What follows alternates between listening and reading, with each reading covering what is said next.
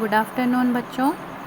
आज हम chapter number 5 के ही नए टॉपिक पे आएंगे, जिसका शीर्षक है लिंकेज जीन, या हिंदी में इसे हम कहते हैं सहलग्नता या सहलग्न जीन।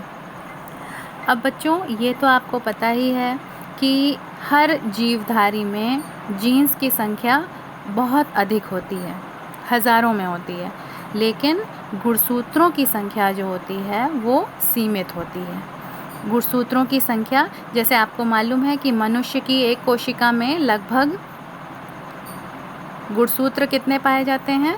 46 गुणसूत्र होते हैं, ठीक है। और जीन्स कितने पाए जाते हैं? लगभग 30,000 से 40,000 तक जीन्स पाए जाते हैं। तो गुणसूत्रों की संख्या कम है और जीन्स की संख्या अधिक है। तो इससे हम ये अंदाज़ा लगा सकते हैं और ये मान भी सकते हैं कि एक ही क्रोमोसोम पर या एक ही गुणसूत्र पर बहुत अधिक संख्या में जीन्स उपस्थित होते हैं, ठीक है। तो अब यहाँ पर एक प्रश्न ये उठता है कि एक गुणसूत्र पर स्थित जीन क्या स्वतंत्र रूप से अलग से अपने आप को प्रकट कर सकता है? इसका अर्थ ये है कि या तो मेंडल के स्वतंत्र अपव्यूहन के नियम में कोई अपवाद हो, यानी कि उसको न मानने वाले कुछ नियम हो, या एक क्रोमोसोम पर स्थित जीन्स जो हैं वो अपने आप को अलग करने के लिए और उसके बाद फिर से पुनर्संयोजन करने की उनमें कोई एक व्यवस्था पाई जाती हो, जैसा कि हम लोग अर्धसूत्री विभाजन में देखते हैं। तो यहाँ पर हम वही टॉपिक डिस्कस करेंगे। जैसा कि आपको यहाँ पर दिख रहा होगा कि जो गुणसूत्र हैं उसमें उपस्थित जो जीन्स हैं, जो कि मियोसिस यानी कि अर्धसूत्री विभाजन के बाद भी अलग नहीं हो पाती हैं, है ना।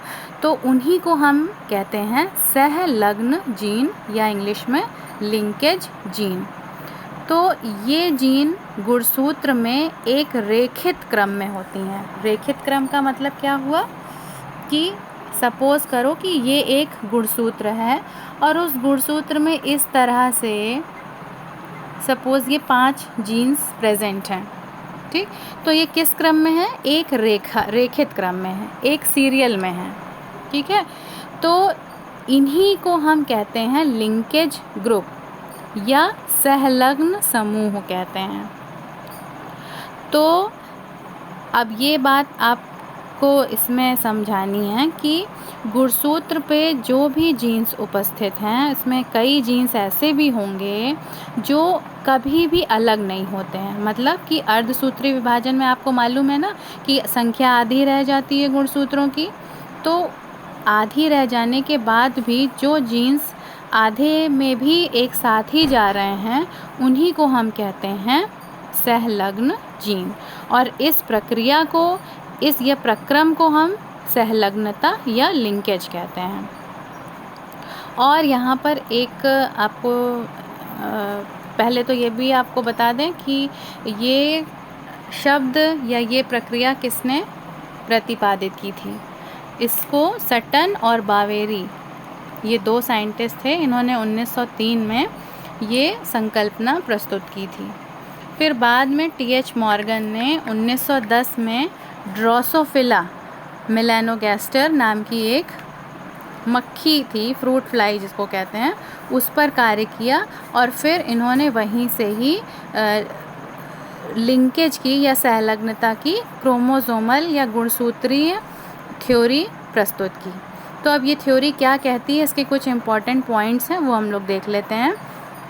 इसका पहला पॉइंट है कि लिंकेज जीन जो होते हैं, यानी कि जो सहलग्न जीन होते हैं, वो एक ही क्रोमोसोम पर, एक ही गुणसूत्र पर रेखित क्रम में पाए जाते हैं। दूसरा कि ये एक पीढ़ी से दूसरी पीढ़ी में स्थानांतरित होते हैं, क्योंकि ये कभी अलग नहीं होते हैं, तो हमेशा एक पीढ़ी से दूसरी पीढ़ी में एक साथ ही स्थानांतरित होते जाते हैं।